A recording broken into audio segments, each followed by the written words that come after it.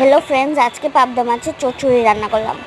কাঁচা লঙ্কা, রসুন, পেঁয়াজ কুচি, টমেটো অল্প পরিমাপ মতো জল দিয়ে ভালো করে পেস্ট করে নেব।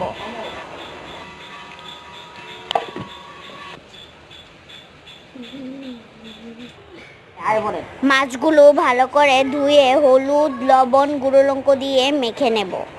তারপর কড়াইতে তেল দিয়ে মাছগুলো ভালো করে লাল লাল করে ভেজে নামিয়ে নেব।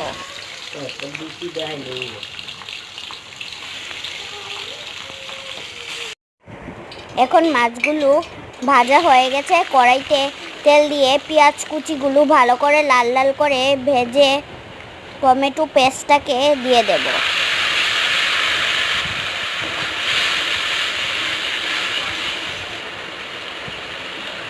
লবণ, হলুদ, গুঁড়ো লঙ্কা, ধনে গুঁড়ো, জিরে গুঁড়ো দিয়ে ভালো করে টমেটো দিয়ে কষিয়ে নেব।